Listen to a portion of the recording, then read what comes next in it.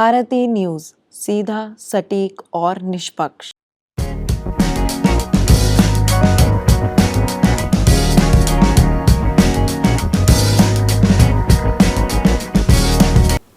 नमस्कार, मैं हूं तपस्या त्यागी और आप देख रहे हैं वेलनेस मैटर, भारत का सबसे पसंदीदा हेल्थ शो, जहां बात होती है आपकी सेहत की ठोस तथ्यों, विशेषज्ञ सलाह और जिम्मेदार पत्रकारिता के साथ। आज का विषय गंभीर है और हम सभी से जुड़ा हुआ है। क्या कोरोना फिर से लौट आया है? देश में कोविड-19 के मामले एक बार फिर से बढ़ते नजर आ रहे हैं। आंकड़े डराने वाले भले ना हो, लेकिन चेतावनी जरूर दे रहे हैं।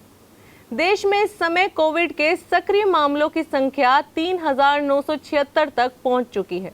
यह आंकड़ा यूं ही नहीं आया, महज 10 दिनों में 15 गुना बढ़ोतरी दर्ज की गई है।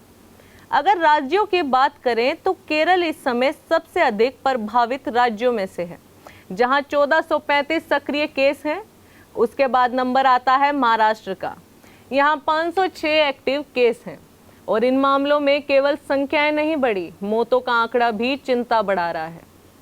बीते 24 घंटों में 6 मौतें हुई हैं। अहमदाबाद में एक 18 साल की गर्भवती लड़की और 47 साल की महिला, दिल्ली में 22 साल की युवती और तमिलनाडु में 25 साल के युवक की कोविड से मौत हो चुकी है।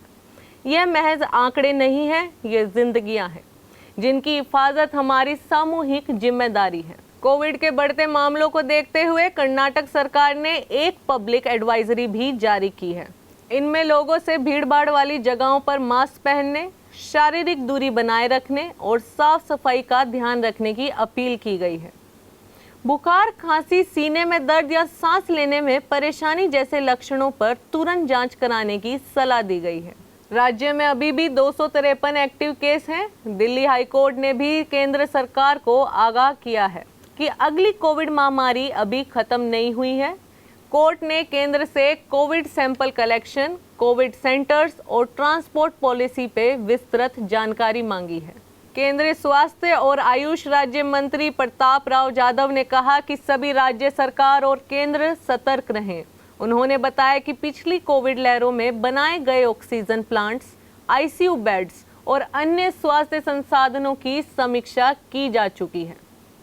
किसी भी स्थिति से निपटने की तैयारी पूरी है, लेकिन बात सिर्फ तैयारी की नहीं है, बात हम सबकी सतर्कता की है।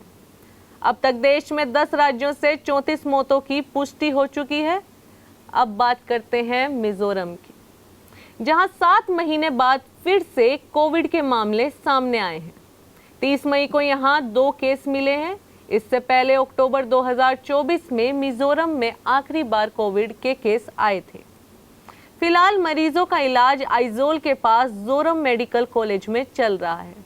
राज्यों के स्वास्थ्य विभाग ने जनता से घबराने की बजाय कोविड प्रोटोकॉल्स को फॉलो करने की अपील की है, यानी मास्क, सैनिटाइजर और भीड़ से दूरी।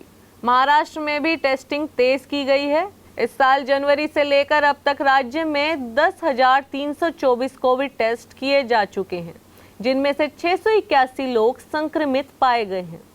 अकेले मुंबई में 411 केस सामने आ चुके हैं। जम्मू कश्मीर से भी कोविड की खबरें आई हैं।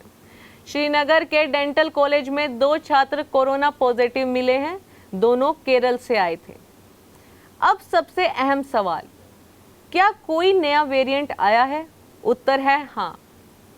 आईसीएमआर के निर्देशक डॉक्टर राजीव बहल के अनुसार देश में 4 नए वेरिएंट मिले हैं।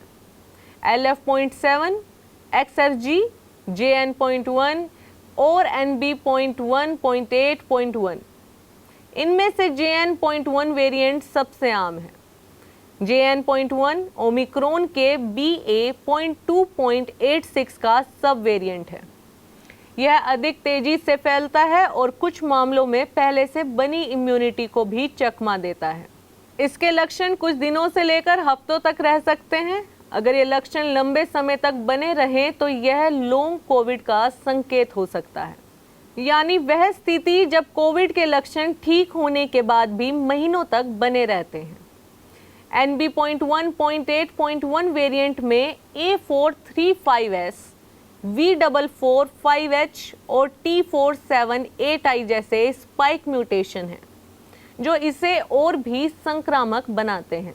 हालांकि वर्ल्ड हेल्थ ऑर्गेनाइजेशन यानी WHO ने इन वेरिएंट्स को वॉच लिस्ट में रखा है, लेकिन इन्हें वेरिएंट ऑफ कंसर्न घोषित नहीं किया गया।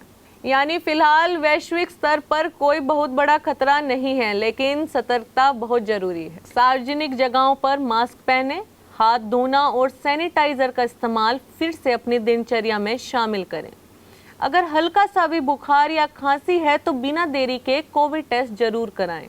कोविड के 3 सालों ने हमें बहुत कुछ सिखाया, जिम्मेदारी, विज्ञान पर भरोसा और एकजुटता।